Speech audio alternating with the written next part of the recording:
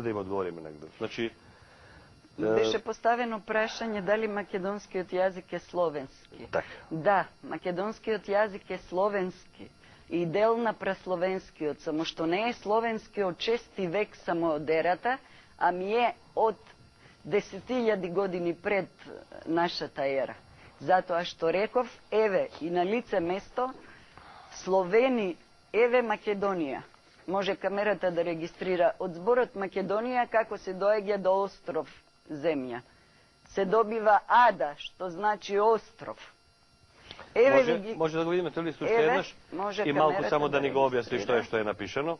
Еве, овде стои зборот лексемата Македонија, Добро. Која е равна, според моите проучувања, остров земја. Добро, да го видиме Го земате, ова е сложен збор од два збора, Маке и Гдонија. Добро. Маке и Гдонија значи земја.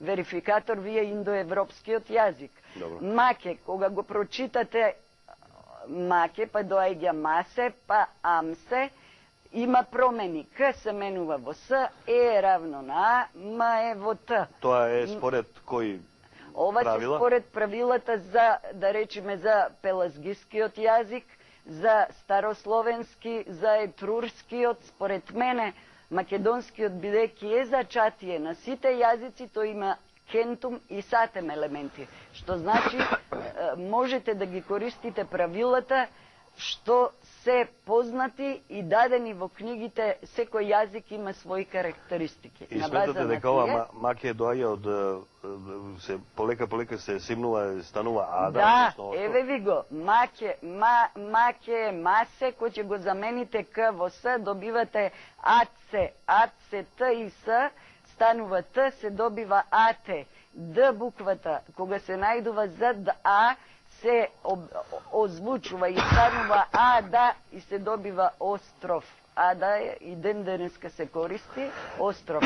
Зад овие лингвистички податоци вака тешко може да се објаснат, треба, јас ги наведувам табелите на правилата, ќе се видат во книгата, али стојам.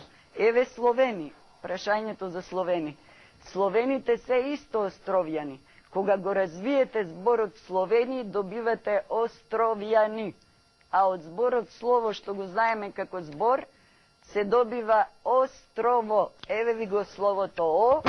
О зад Р, зад Л станува Е. Ле, според ликвидите, дава Ре. Ре, кога ви се најдува напред на почетокот, станува Ор. Добивате слево, срево, сторво, острво. Значи, и словените се прасловени, се пред нашата ера. Постои една нордиска теорија, која се јавува во средината на 19 век, така наречена лингвистичка германска теорија, која тврди дека целата култура на југоисточна Европа почнува од Германија и од нејзините локалитети.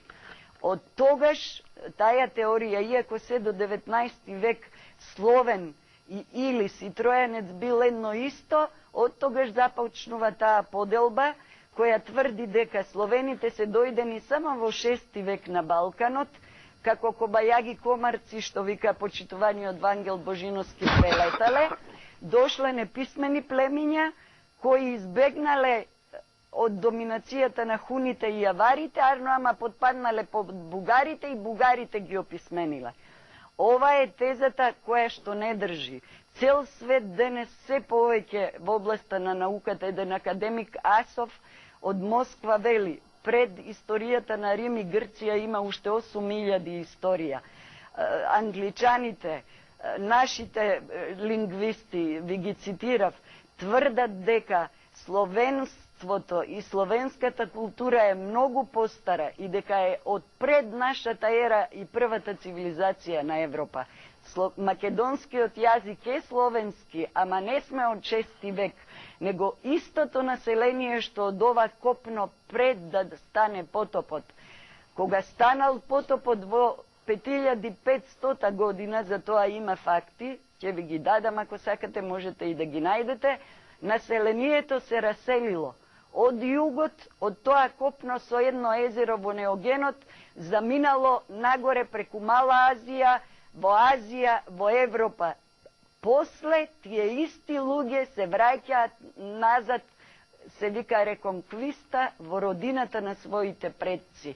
Тоа се словените. Тоа се истите луѓе што отишле од ова пред Егејско копно. И затоа само човек што не знае јазик, не му е тоа јасно. Секој треба да си го постави прашањето. Како тоа толку лесно азбуката на Кирил и Методий била прифатена од сите? Биле блиски сите словенски народи, ама мора нешто да им било ептен блиско, што толку многу народ ја прифаќа таа писменост. Оваја теза е основна теза на мојот труд и јас тоа лингвистички го докажувам.